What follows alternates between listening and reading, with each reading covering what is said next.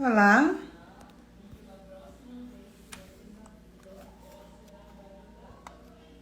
olá, boa noite. Estamos mais uma vez aqui em mais uma edição da nossa Revoada Feminista. A Revoada Feminista continua, né? E nós vamos revoar até o dia do aniversário da Lei Maria da Penha, na primeira semana de agosto. Hoje eu vou revoar com uma convidada super importante, a quem eu quero um bem enorme, porque eu tenho uma enorme admiração profissional, que é a doutora Tânia Santiago, e eu vou apresentá-la no momento certo. Por enquanto ela chega, enquanto eu espero, né, eu vou falando um pouco sobre o que é a Revoada Feminista. A Revoada Feminista foi pensada pela Rede Feminista de Ginecologistas Obstetras, que é uma rede que reúne ginecologistas e obstetras de todo o país, mulheres que imaginam que, muito além de prestar apenas um serviço, nós temos o papel importante de fazer advocacy pelos direitos, pela garantia dos direitos sexuais e reprodutivos das mulheres. E por que foi pensada a Revoada Feminista? Ela foi pensada para se contrapor aos ataques que os direitos sexuais e reprodutivos das mulheres vêm sofrendo diuturnamente nos últimos anos, e em especial durante a pandemia.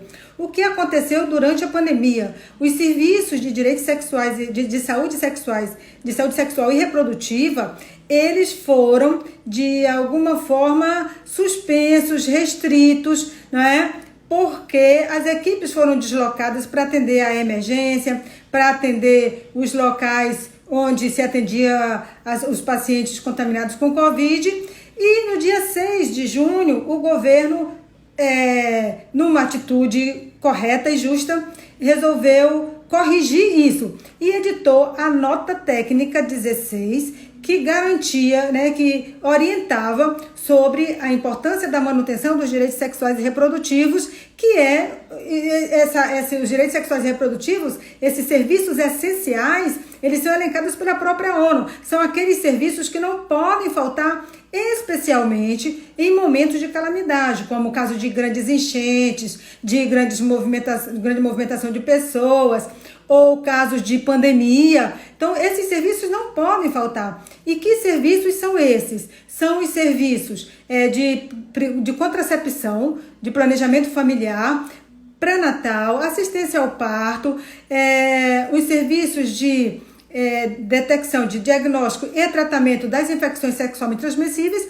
e aqueles serviços que atendem as mulheres vítimas de violência, em especial as mulheres vítimas de violência sexual. Já vi que a doutora Tânia está aqui, ela só está precisando pedir, só preciso que ela peça para ingressar, para a gente poder dizer ok, ela está aqui conosco.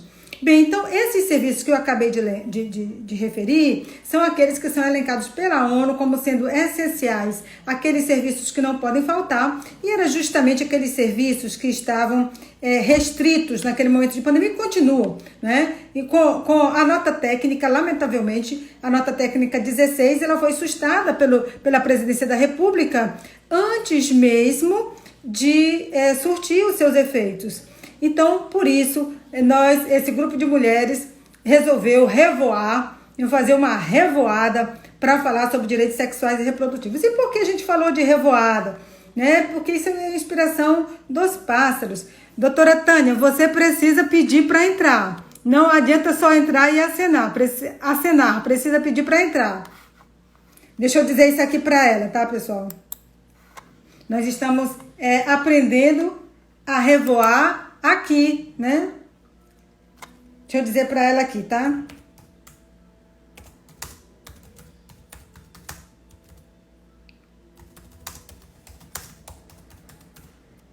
Pronto, agora sim, agora ela pediu para entrar, beleza?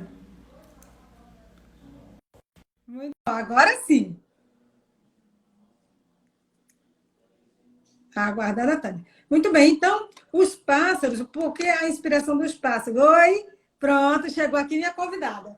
Chegou nossa convidada revoante do dia. Para mim é um prazer enorme revoar com essa moça, mas eu vou já falar sobre ela. Deixa eu só acabar de falar sobre a nossa inspiração da revoada. Por que revoada? Porque os pássaros, quando eles se deslocam em bando, eles se deslocam um ajudando o outro para que todos possam chegar em condições adequadas no seu local de destino. Então, essa foi a nossa inspiração. Mulheres revoando de par, né, se ajudando umas às outras, numa demonstração de sororidade entre nós que estamos aqui e nós com aquelas que não estão e que muitas vezes precisam muito mais da nossa ajuda, precisam de uma informação, precisam que nós, que temos mais voz e que temos mais ativismo, né? Esse nome até nem é muito bom, a gente já conversou sobre isso, mas precisamos que nós possamos estar com elas de braços dados para que elas também cheguem lá no final da pandemia, lá no final da vida, lá no final dos seus objetivos, saudáveis e vivas, que a gente não morra de morte desnecessária, que a gente não seja vítima de abuso nem de violência e que toda mulher, em qualquer circunstância, por mais inóspita que seja, tenha a garantia dos seus direitos sexuais e reprodutivos e que tenha a possibilidade de prosperar para criar a sua família, de fazer as suas escolhas. Então, não falei ainda o que são esses direitos sexuais e reprodutivos, mas eu preciso apresentar minha convidada que já está aqui. A doutora Tânia Santiago é casada. Aqui ninguém chama de. Não é para chamar de doutora. Você pode me chamar de Ira, eu te chamo de Tânia, porque é assim que nós nos tratamos.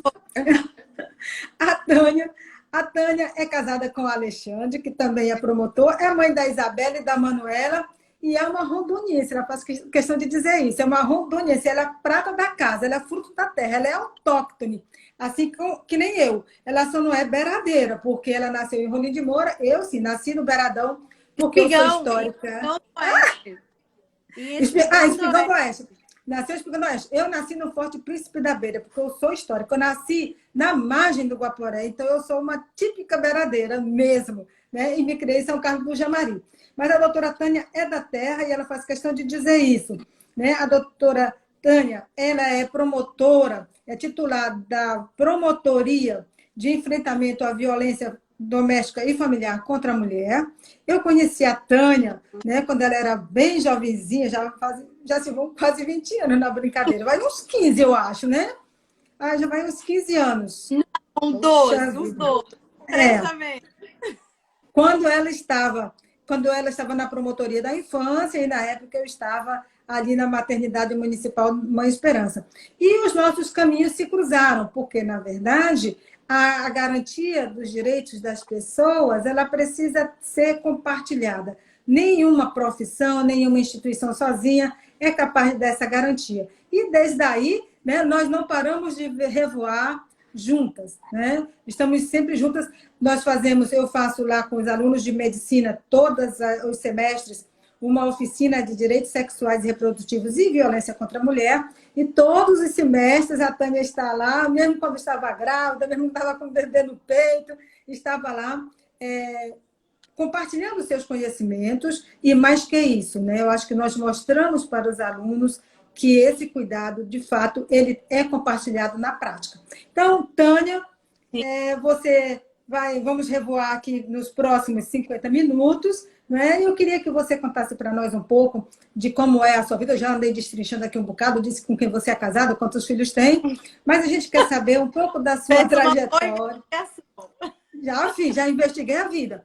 Um pouco da sua trajetória, como você chegou até aqui, em que momento você se percebeu feminista, né, conceitualmente falando, e como foi para você, né, mãe, mulher, profissional, viver esse momento de pandemia, quando a gente teve que assumir muitas coisas que a gente não estava habituado dentro das nossas casas, compartilhar o trabalho doméstico. Como é que foi tudo isso para você nesse tempo? A palavra está com você. Obrigada, Ida, pelo convite. Como eu sempre gosto de reforçar, uma das coisas que eu sempre enfatizei na minha trajetória profissional, né, foi esse trabalho em rede, né?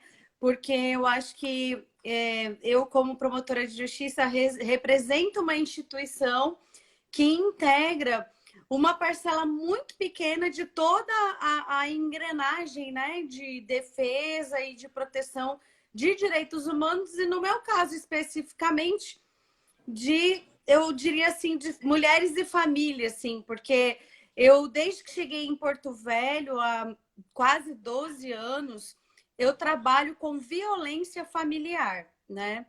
com violência contra a criança no início, depois com recorte de violência sexual, principalmente.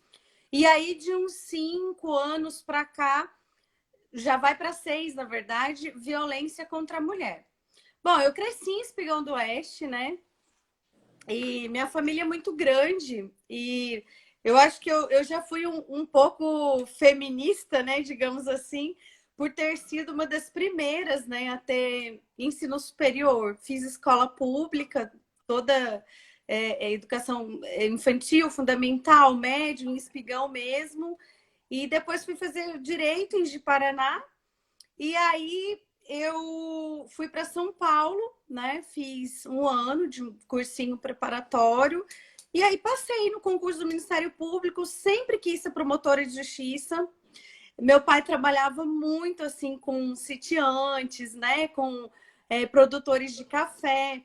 E naquela época, meu pai sempre comerciante, eu já via muita, assim, eu tinha muita percepção dos desafios, né, das dificuldades, da vida sofrida de muitas pessoas, né? Sempre trabalhei muito com meu pai, meu berço religioso é católico, né? Hoje eu sou de outra religião, mas eu cresci, meu pai sempre me ensinou a trabalhar muito, né? Pelas pessoas, pela minha comunidade, enfim. E aí eu fui para a faculdade porque meu pai não me deixou sem fazer faculdade, entendeu?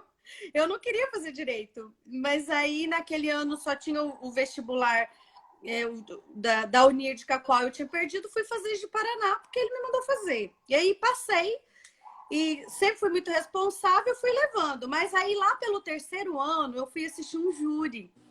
E por coincidência esse júri era de uma pessoa da minha cidade que tinha, né, sido morto por autoridades policiais.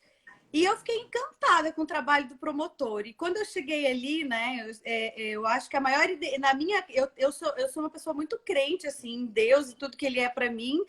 E a minha identidade acima de tudo é ser filha de Deus. Mas a gente tem um propósito profissional para cumprir, né, Ida? E quando eu cheguei ali, que eu vi, assim, eu tive aquela experiência de acompanhar aquele júri de perto, eu falei, nossa, é isso? Deus me criou para eu fazer isso. É isso que eu vou fazer por aquelas pessoas que eu sempre tive contato, que eu sempre vi, assim, com uma vida tão difícil, né? E aí eu fui estagiar no Ministério Público e fiquei cada vez mais apaixonada, foquei ali para estudar e passei rápido até e sempre, desde o princípio, eu já tenho 17 anos de carreira, eu sempre gostei muito de trabalhar com a pauta de direitos humanos. Não tinha muita percepção das questões de gênero no começo. Eu vim começar a ter essa percepção quando eu comecei a trabalhar com violência contra a criança, né? Porque daí a gente já começa a perceber uma ausência masculina, uma ausência paterna muito grande, né? Tanto trabalhando com a questão dos direitos civis, porque você tem um índice de paternidade reconhecida muito alto, né? E também trabalhei na infância infracional, né? Dos adolescentes que praticam atos infracionais.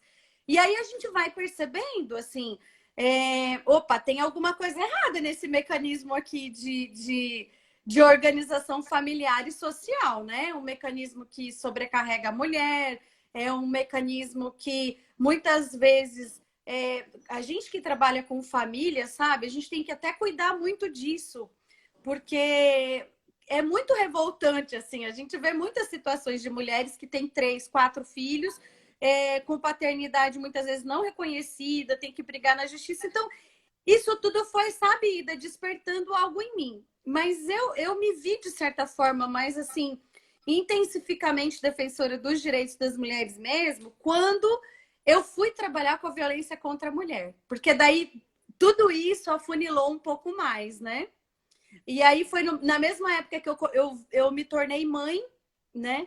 E a maternidade, eu acho que é assim a maior, e a paternidade também, eu acho que são as maiores portas assim de transformação que nos é permitida na vida, né? Então ali a gente começa a mais intensamente ainda querer construir um mundo diferente, né? Que seja de igualdade, que não tenha essa subjugação toda que a gente vê muito ainda, né, Opressão. das mulheres. Aham. Então, Tânia, eu acho que a gente se conheceu justo nessa época, quando eu estava ali muito incomodada com essa coisa da paternidade responsável, com a deserção dos homens brasileiros, porque eu estava ali na maternidade, a gente oferecia a possibilidade do reconhecimento da paternidade, da certidão de nascimento ali, e a gente tinha uma grande dificuldade, porque a gente tinha um número enorme de homens desertores ali. E isso faz parte também Inclusive, dos eu me direitos lembro sexuais. muito da sua revolta, né, da criança sair da maternidade sem o Sem, registro paterno, né? E sem o você me deu registro um livro, paterno. você se lembra? Você é a minha mãe intelectual para essa temática. Você me deu um livro chamado Em Nome da Mãe. Em nome da mãe, exatamente. Acho que é Um uma livro médica de Brasília, né? é uma pesquisadora de Brasília, não é médica, mas é uma Não, pesquisadora que escreveu um livro muito bom. E isso faz parte também dos direitos sexuais e reprodutivos e da equidade de gênero. Né? E aí, quando eu falo nisso, eu gosto sempre de me referir aos objetivos, aos ODS, Objetivo do Desenvolvimento Sustentável, antigo ODM. No ODM, a gente tinha lá no ODM 5, era equidade de gênero. E agora nós temos ainda no ODS, que se transformou em 17, também um objetivo só da equidade de gênero. Então, isso não é mimimi de mulher, isso é uma questão de justiça e uma questão econômica e uma questão de organização da sociedade. Né? Um país onde 30% das crianças não tem sequer a identidade biológica, como é que a gente pode pensar em construir uma sociedade próspera, justa, solidária, se os homens não são solidários? Então, quando a gente fala em direitos sexuais, a gente está falando naquela capacidade e no direito de todas as pessoas de viverem as suas escolhas sexuais com segurança,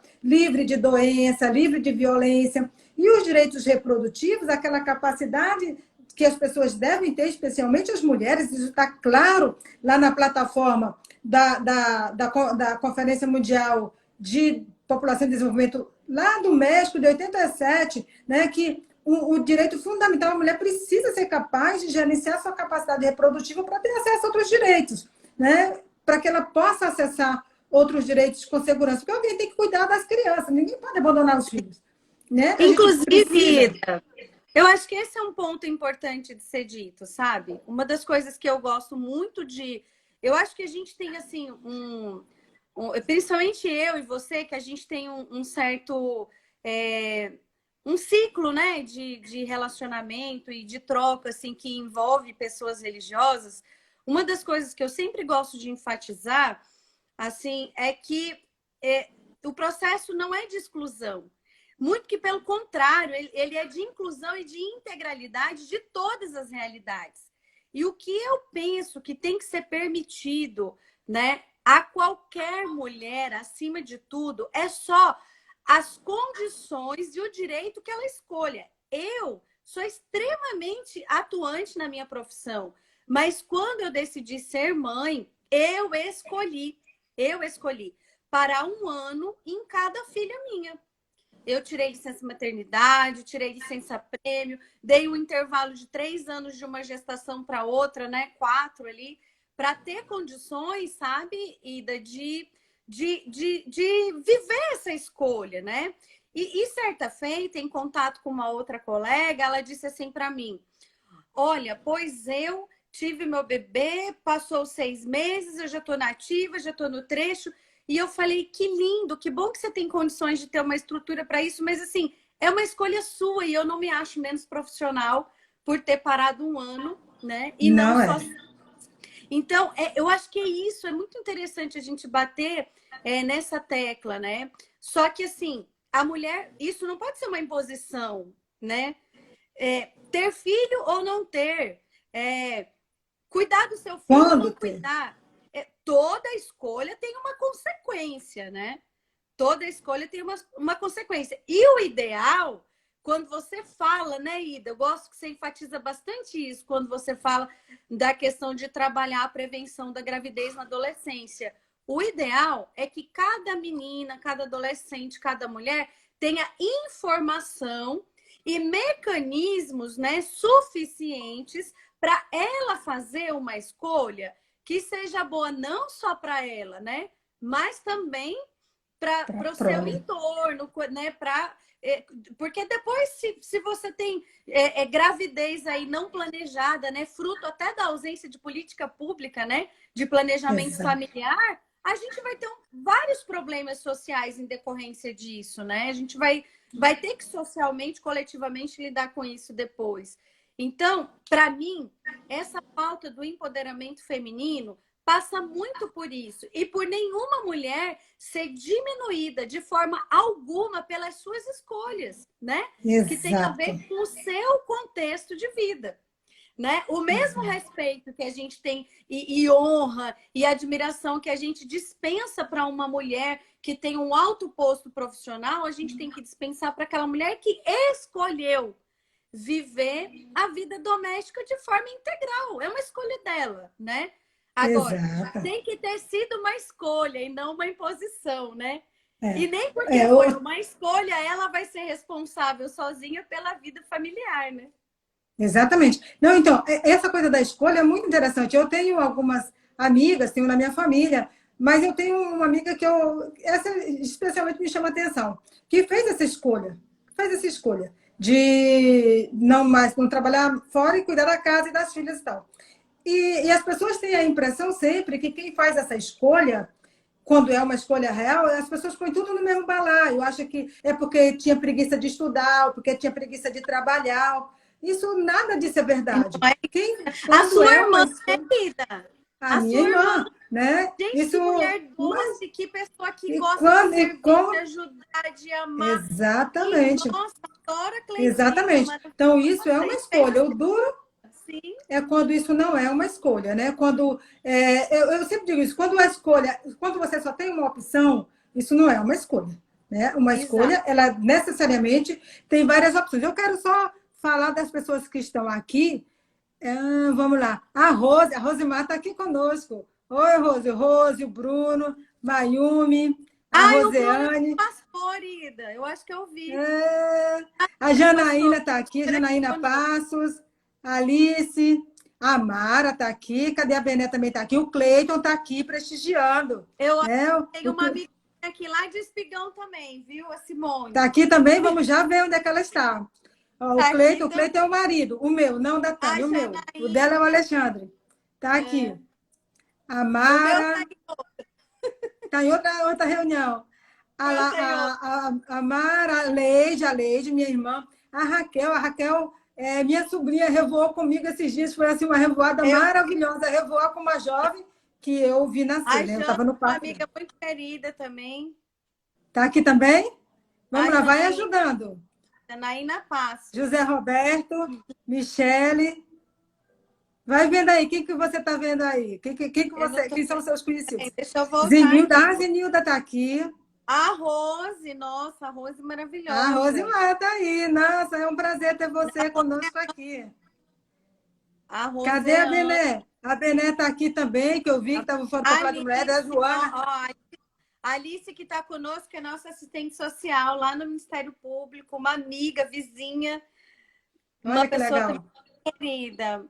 A irmã dela do CREAS Mulher, inclusive. A Letícia, olha aí, ó, essa eu preciso contar, viu?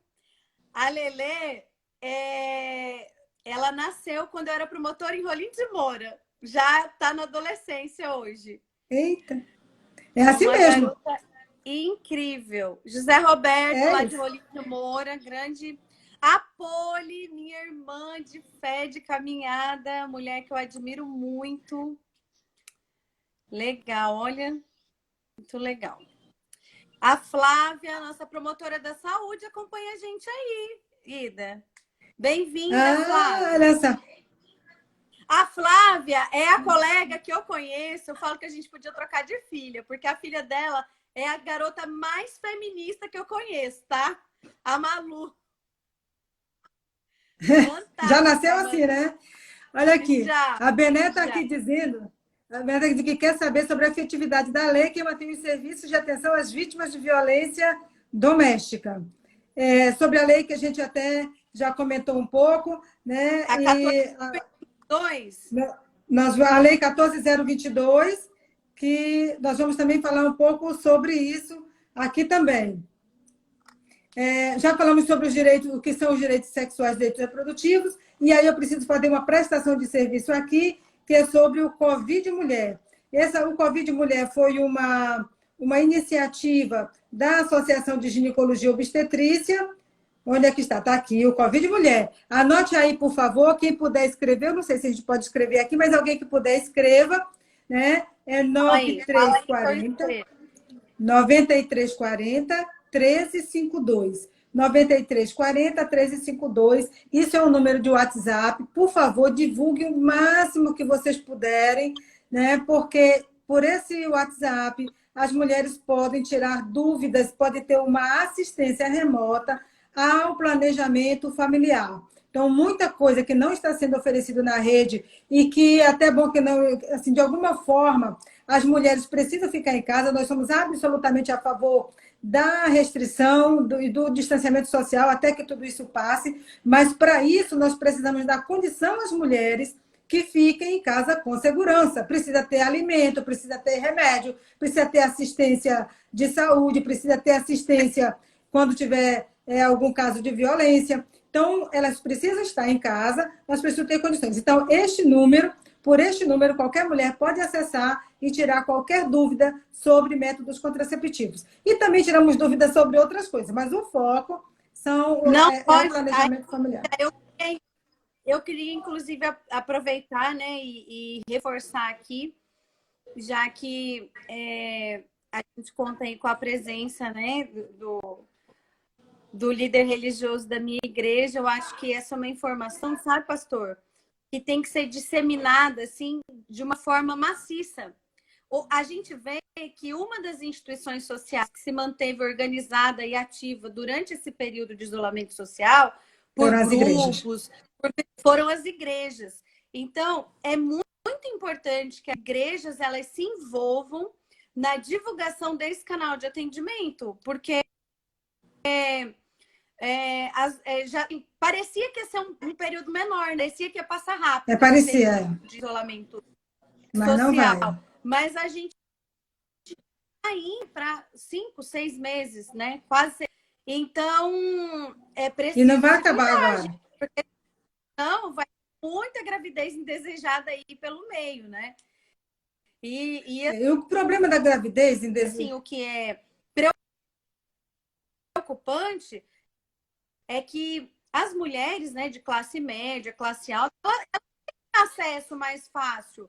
As mulheres que estão em situação de vulnerabilidade maior não têm tanta facilidade de acesso. Então, é preciso divulgar que é o Covid Mulher, que é para a mulher ter condições, né, no momento em que ela realmente vai querer exercer a maternidade.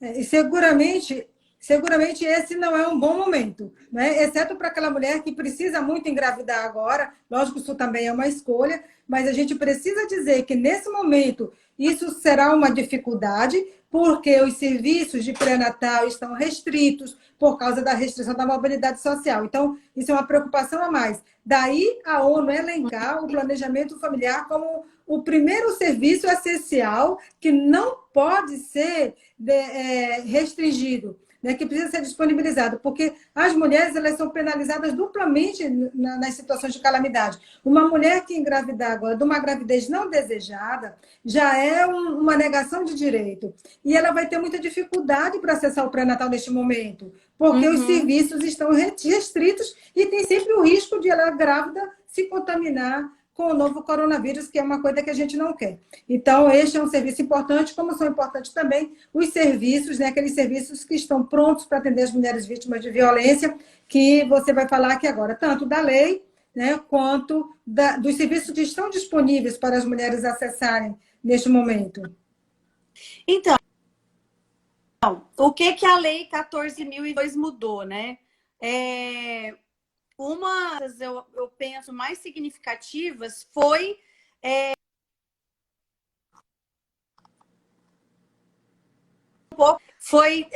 uma das mudanças mudanças mais efetivas, né, que a Lei 14.022 trouxe, que essa lei ela alterou a 13.979, né, de 6 de fevereiro, que foi a lei que estabeleceu o regime de essencialidade dos serviços públicos, né, no Brasil.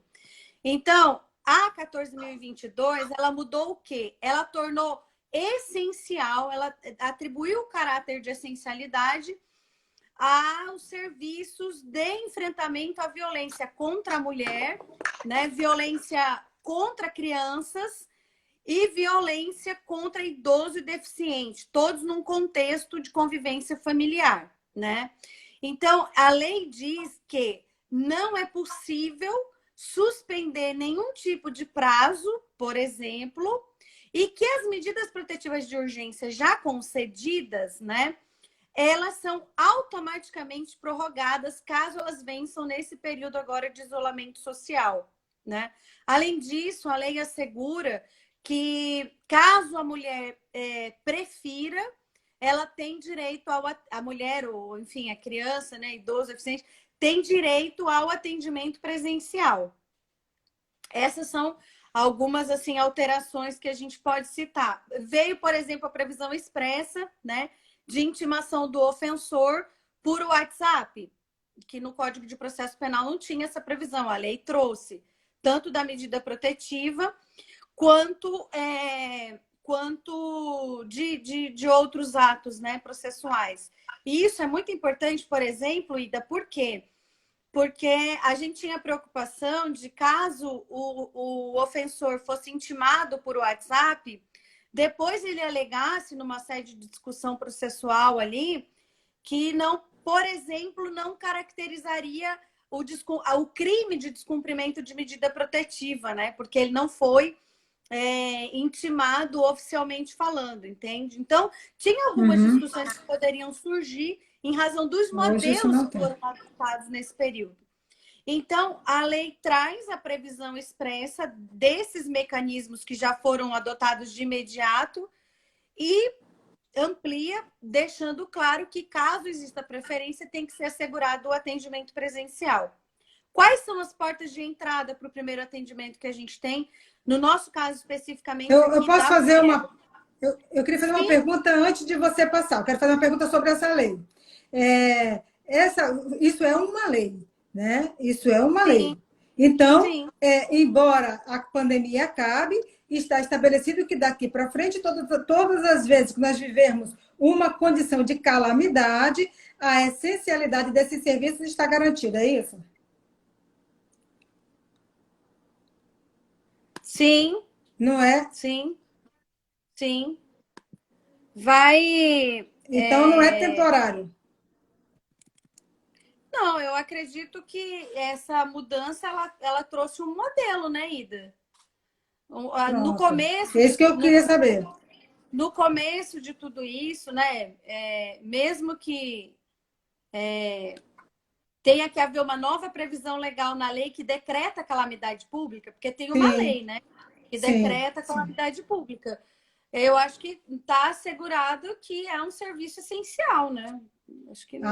Então, neste caso, como nós já temos elencado os serviços que são considerados essenciais pela própria ONU, pela própria OMS, na questão dos direitos sexuais e reprodutivos, se nós conseguíssemos, e eu acho que aí é uma coisa que a gente pode começar a estar junto aos nossos parlamentares, para que tenha uma lei que garanta que, em qualquer circunstância, esses direitos serão garantidos por serem essenciais. Isso que eu ia dizer, é o ideal, né? Porque, assim, a lei a lei 13.979, de 6 de fevereiro, ela é específica para essa circunstância agora da pandemia. Então... Mas outras... Mas, assim, é o ideal, né? Não deixa margem para... Porque outras calamidades podem vir, né? Sim. Mas numa interpretação teleológica, né? Assim, até usando os instrumentos, né, internacionais que a gente tem, as normativas, não tem muita dúvida quanto à essencialidade desse serviço, na verdade. Sim, né? Porque de fato, eu acho que não é assegurado as pessoas, né, dentro do ambiente doméstico, só a sobrevivência, né?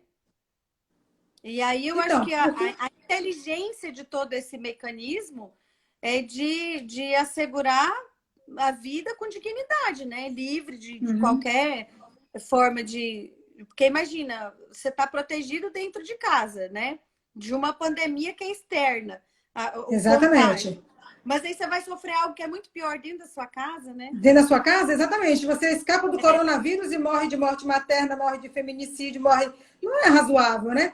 Então, assim, o exatamente. caráter da essencialidade, eu acho que está claro para alguns serviços, né? Como é o caso da violência, que está inclusive elencado também pela ONU, o atendimento às vítimas de violência sexual ou Sim. doméstica, e os outros serviços, mas o Ministério da Saúde, ele editou a nota técnica, foi a nota técnica 16, e na mesma semana o que a nota técnica fazia? Ela só dizia, só reafirmava isso, que esses serviços são essenciais e devem ser mantidos e orientava de que maneira eles seriam mantidos. O que aconteceu na mesma semana? A Presidência da República sustou a nota técnica e pronto, né? E foi, aliás, é o que motivou a ideia da revoada, né? Falar sobre os direitos sexuais e reprodutivos. Então, eu penso Assim, que. eu, eu acredito que, falando bem objetivamente, né? Eu acredito que a gente tenha que trabalhar aí, fazer uma mobilização depois para promover, porque a Lei 14.022, ela altera a 3.979, certo? Né? Que ela dispõe sobre medidas para o enfrentamento de emergência, né, da questão de saúde pública da pandemia decorrente do Covid-19. Como a gente está falando de leis que elas são mistas, tem conteúdo tanto civil quanto de repercussão criminal, né? Então, eu penso que o ideal seria ter uma lei que não fosse só de alteração da 3.979, entendeu? Mas que servisse para toda e qualquer situação de calamidade pública mesmo. Mas, assim, acho que para esse ano está resolvido, não tem dúvida. O da violência, o nosso não ficou resolvido, né? Tanto é que nós estamos aí nesse país imenso, né? Às voltas com a negação de direitos das mulheres. E o que nos preocupa, principalmente, é que os estudos que foram feitos já, as projeções foram feitas com base no Ebola, né? Que foi a mesma coisa, né? A restrição dos serviços, as mulheres confinadas para se proteger da contaminação. Oi, A projeção. pelo que você está acompanhando aí, você já incluir na sua manifestação para a gente, você acredita que vai ter a geração Covid?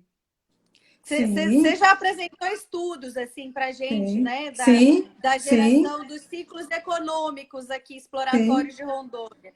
Você sim. acredita que vai ter a geração Covid? Nós vamos ter, a UNFPA estima que nós teremos 7 milhões de gravidezes não planejadas no mundo. Grande parte delas, lógico, na América Latina e Caribe e nos países da África. E qual é a consequência disso? Nós vamos ter um incremento de 25% na mortalidade materna. Ou seja, a mortalidade materna no Brasil, ela já não é baixa, ela já é alta, né? Já é alta, porque é acima de 50 por 100 mil. É 59, foi em 2018. Então, já é uma mortalidade materna alta. E com o incremento de 25%, isso vai ali bater na casa de 70 por 100 mil nascidos vivos, que é o que nós tínhamos na década de 90, né? Quando nós entramos no milênio, já com essa mortalidade. Sendo que a meta, o ODS 3.1, a meta é mortalidade materna 30 por 100 mil. Então, a gente tem que. Eu fico repetindo isso porque a previsão, a estimativa, ela é um desafio, ela não é para se cumprir, é para que as autoridades tomem uma atitude para que a estimativa não se cumpra, para que as mulheres não morram, né? Não precisa morrer disso, que é a mesma coisa que o feminicídio. E aí a gente precisa. A Covid, deixa eu só ler aqui o que está sendo dito para a gente continuar. A Covid provou isso, que isso é verdade, né? É um fenômeno pandêmico, ou seja, isso pode se repetir, essas coisas podem se repetir. Aliado ao crescimento e à pobreza, né? Que são as pandemias aliadas à pobreza, ao crescimento da pobreza, tudo isso, a morte materna, porque na verdade assim, as pessoas, elas não vão, as mulheres, eu falo das mulheres porque a minha área de trabalho é onde eu navego bem, elas não vão morrer de COVID, só de Covid. O Brasil já saiu o primeiro artigo O Brasil, ele contribuiu com a mortalidade materna por Covid no mundo com 2/3. Com 2/3. Né? 29% das mulheres grávidas que tiveram Covid no Brasil morreram. Morreram até o final do mês passado, de junho. Morreram 29%. Presta atenção. É muita gente morrendo. Mas não vão morrer só de Covid. As pessoas vão morrer também da consequência da desestruturação dos serviços. Né? As pessoas vão morrer disso também, por falta de pré-natal, por falta, do mesmo jeito, pela desestruturação dos serviços de justiça, de polícia. Né? Se não tiver cuidado, isso vai também promover uma enorme negação deles. Na primeira manifestação do representante da ONU, né? Ele ainda numa fala ali um pouco, né? Todo mundo tateando, querendo entender qual era a repercussão de tudo isso, o que tinha que ser feito. O que ele enfatizou muito? Não interrompam os serviços de enfrentamento à violência contra a mulher. Ele disse o seguinte: não interrompam, não soltem os ofensores, né? Mantenham, né, se for o caso, obviamente. Não me lembro qual foi a palavra que ele usou bem, não foi prisão, acautelados, alguma coisa assim. Mas por quê? Porque se a gente enfrentasse aquele efeito de rebanho de nossa, isolamento social, suspende todos os serviços, solta todo mundo, íamos passar ainda bem que aqui, no que eu acompanhei, que foi aqui de Porto Velho, houve uma certa cautela com relação a isso, né? Claro que teve ali alguma discordância muito particular de um caso ou outro, mas de um modo geral, o sistema todo teve muita cautela com relação à questão da liberdade de homens ofensores que estavam em situação de prisão, né? Mas isso ia transmitir uma mensagem isolamento social, agora ninguém vai ser preso, a polícia só está atendendo agora a Covid, e não era isso, né? Não, olha, não é isso. Claro que o sistema policial de segurança pública, principalmente a PM, né, que é ali do primeiro atendimento, passa por uma situação de ajustes muito grandes, porque a população não tem contribuído também, né, Ida, com o cumprimento das medidas ali de política sanitária.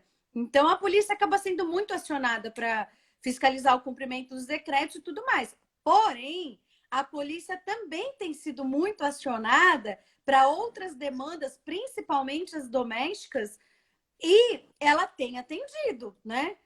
Fica alguma situação sem atender? Fica. Assim como a gente também tem a gente tem delay de atendimento em períodos normais mesmo, infelizmente. É uma pauta de política pública. Mas não parou, tá tudo funcionando. E aí, a lei, ela, 14.022, ao meu ver, ela trouxe assim, um ganho para todo esse processo de mensagem social, né? Não, de mensagem mesmo, né? De que, olha, tá tudo funcionando, entendeu? Voltou a tramitar inquérito, processo, porque teve um período que ficou suspenso, era só réu preso. A gente estava trabalhando internamente, né? Mas aí tinha alguma dificuldade com a tramitação. Mas hoje voltou tudo, tá tudo tramitando. E eu acho que isso passa uma mensagem muito positiva, que, olha, as situações que as mulheres pedem atendimento. Do começo da pandemia até agora, a gente teve, acho que, 4 situações em que a mulher, pelo WhatsApp que a gente disponibiliza, pediu atendimento presencial. E nós fizemos, mesmo antes da Lei 14.022, com todas as cautelas necessárias, nós fizemos. A DEAN também tem feito, né? O CREAS também tem o WhatsApp, a DEAN, né? A DEAN também tem um WhatsApp.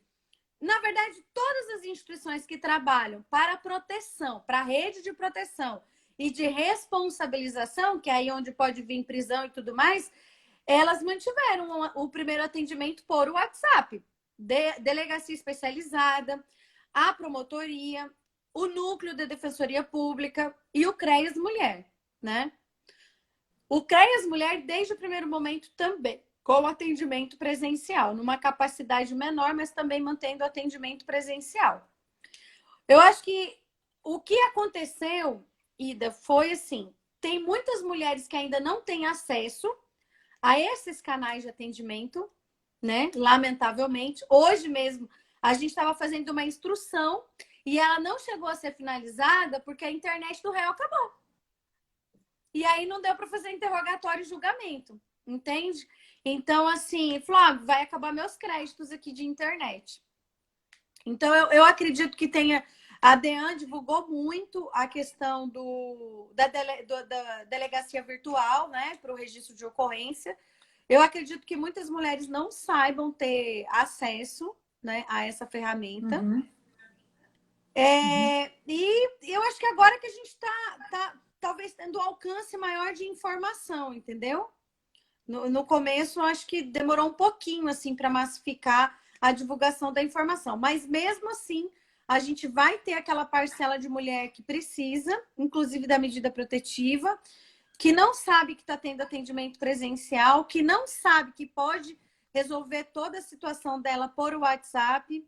Por isso que é muito importante, e isso também foi enfatizado na fala do representante da ONU, o envolvimento das organizações sociais. Dentre elas, a principal, para mim, são as igrejas. Hoje, Que né? que tem chegado em todas as casas, né? As igrejas, elas Tem conseguiram se organizar. Realmente, vou pedir para o meu pastor divulgar esses números todos, porque eu acho que isso é importante. Eu costumo dizer que, assim, você oferecer um serviço e a pessoa não conseguir acessar, não resolve nada, né? Não resolve nada. O serviço ele tem que estar disponível e a pessoa conseguir acessar. Eu acho que essa Sim. pandemia, ela expôs muita coisa. Expôs aqueles 36 milhões que não existiam, expôs essa dificuldade que a gente pensa, o Brasil tem 2 telefones para cada pessoa, por habitante. Ué, é porque tem gente que tem 3, 4, né? Mas tem gente que não tem, e se tem, não sabe usar. Haja visto o que aconteceu para ter acesso ao auxílio emergencial do governo. As pessoas não conseguiam fazer por um aplicativo, tiveram que se amontoar na porta da Caixa Econômica, se contaminar com Covid, porque não conseguia fazer pelo aplicativo. Então, não basta ter um telefone, precisa ter um telefone e ter internet. Eu acho que, nesse momento, o país tinha que perceber isso. Gente, o que é mais caro? O que é mais caro? Disponibilizar a internet para todas as casas, para que as pessoas fiquem dentro de casa, e as crianças, adolescentes jogando, sei lá, o que, videogame, ou tratar as pessoas de Covid, ou comprar respirador para todo mundo. O que é mais caro? Dar o dinheiro para a pessoa comprar comida para ela ficar na casa dela, ou a pessoa ter que sair para ir em busca do seu sustento e depois ter que usar um respirador que custa 30, 40, 50 mil reais. Então, eu acho que isso tudo foi exposto agora, essa questão das nossas prioridades, das políticas públicas, do acesso às políticas públicas, porque nós que estamos aqui desse lado, como provedor de direitos, né, nós estamos fazendo o nosso melhor. Sim, mas e aí? Será que as Sim. pessoas que estão precisando, elas estão mesmo conseguindo ter acesso? Agora, uma coisa ficou muito evidente para mim. A gente precisa mais que nunca entender que não dá para continuar, né, trabalhando de forma isolada. Não dá. Eu, enquanto instituição, eu posso oferecer o canal que for para atendimento. Se essa informação não chegar a quem ela precisa chegar, né, não vai adiantar nada. Então, Exato. quando você Não tem surge efeito. uma rede de serviços que está devidamente integrada, né, com uma rede social de proteção, no caso da violência contra a mulher, eu acho que as informações elas circulam rapidamente. E aí, pode vir uma situação de calamidade, pode mudar uma porta de atendimento, pode mudar uma metodologia de operação. Se essa informação, né, numa linguagem acessível, de uma forma simples, chegar a quem ela precisa chegar, a gente não vai ter muito prejuízo, né? A gente não vai ter muita subnotificação, a gente não vai ter casos sem atendimento. Então, o nosso, eu acho que desafio maior hoje é fazer essa informação chegar a quem precisa chegar e fazer com que todas as instituições ampliem um pouco essa capacidade de atendimento. Principalmente, né, a polícia militar e a polícia... Porque, além da deficiência operacional que já existia, a gente ainda está tendo que lidar com as baixas do Covid. Entende? Sim, exatamente. Em todos os lugares eu ia falar sobre isso. Há umas 3 semanas eu falei com a delegada titular da DEAN E ela disse, doutora, hoje eu estou me afastando porque eu sou do grupo de risco. A escrivã, que é da tarde, já está afastada porque positivou. E mais 2 agentes de polícia também estão preventivamente afastados. Então, a gente já tinha um déficit operacional, principalmente com relação a recursos humanos.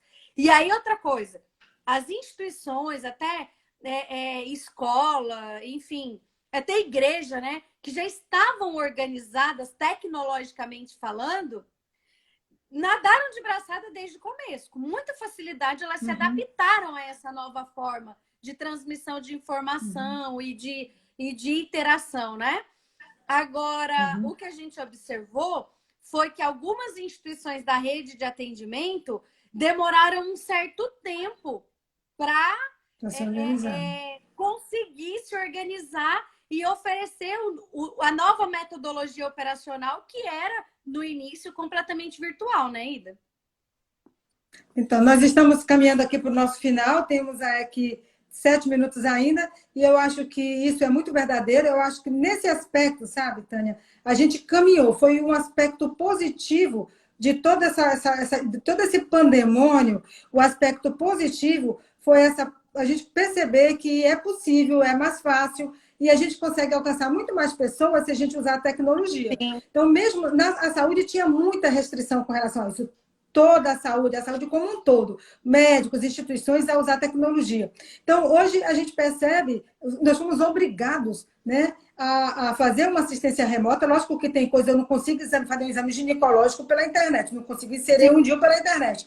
Mas se eu conseguir fazer aquilo que é possível remotamente, eu vou esvaziar assim, a aglomeração nos consultórios, e esse atendimento que vai para o consultório acaba sendo muito mais bem feito, porque quem está lá atendendo, o profissional que está atendendo, ele disponibiliza de muito mais tempo para atender aquela pessoa. E a pessoa não precisa se deslocar, porque eu acho um absurdo a pessoa se deslocar sem necessidade numa cidade, falando da minha área, para entregar um exame, num exame normal, vai lá no consultório para entregar um exame normal, e ela se desloca numa cidade onde o trânsito é caótico, ela prejudica quem de fato precisava estar na rua e ainda corre o risco de morrer atropelado pelo caminho. Então, ela corre mais risco de morrer no caminho do que da doença.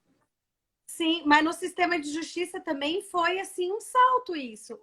Para você ter uma ideia, logo no primeiro mês a gente já disponibiliza. Na verdade, nós já tínhamos o WhatsApp, né, para comunicação com as vítimas. E daí a nossa assessoria de comunicação intensificou a divulgação disso, a gente divulgou nas redes, a DEAN, todo mundo entrou nesse trabalho de divulgação de contato. E aí uma certa vítima que já tinha, olha, a gente quase não tinha acionamento de mulheres nos plantões, Ida. A juíza entrou em contato comigo praticamente o final de semana todo, porque a mulher estava, olha, eu tenho medida, ele está vindo aqui, a polícia não vem. E aí ela descobriu também o celular da promotoria e ela comunicava para a gente quase que em tempo real o que estava acontecendo com ela, entendeu? Na mesma hora, a gente já pegou as informações, deu print de tudo e peticionou na medida protetiva requerendo a prisão preventiva imediata dele. Né? Semana passada a gente estava fazendo audiência ouvindo mulher que estava residindo já em São Paulo. Em outros tempos, ia ser expedida uma carta precatória, e isso ia demorar vários meses para ter o julgamento. A gente ouviu ela, fez o interrogatório do réu, que estava por aqui, tudo por videochamada, e a juíza julgou na mesma hora. Então, assim, e olha que na situação da escuta, né, de uma vítima de violência, tem muita resistência ainda, porque não é um sistema, um ambiente tão acolhedor quanto o presencial. Mas a gente observa que, assim, mesmo com esse prejuízo, né, é melhor dar uma resposta que seja dessa forma do que não dar resposta nenhuma, né? Então, no sistema normal, no sistema tradicional, a mulher esperar 1 ano para uma carta precatória ir para São Paulo, voltar de São Paulo para ter um julgamento, melhor ouvir ela. Até lá o sujeito, né, matou. E já dá logo uma resposta. Então, eu acho que sim, foi um avanço. Todo mundo teve que aprender a lidar um pouco com isso, né? Eu apanhei muito, eu que sou do papel, E eu acho que todos nós, né, promotores, juízes, defensores, todo mundo que atua no sistema, de certa forma, evoluiu. O Ministério Público estava fazendo os acordos de não persecução penal também, de forma virtual. Virtual. Então, acho que assim, Somos nós aqui, né? um aperfeiçoamento muito grande, ao meu ver, né? Então, estamos nós aqui, caminhando mesmo para o final. Temos apenas 2 minutos agora para a gente se despedir. Aqui, rapidamente, o cara encara com a minha convidada. Nós vamos usar esse 1 minuto para isso. Né? Para você, em uma palavra, o que é família? Amor. Trabalho. Devoção. Feminismo. Igualdade. Conjuntura. Oportunidades. Sonhos. Planos de Deus. Amazônia. Minha terra. Brasil. Um sonho. Algo Cidadania. do que participa. Cidadania, eu acho que é um estilo de vida, né? Participativo. Sororidade. Empatia.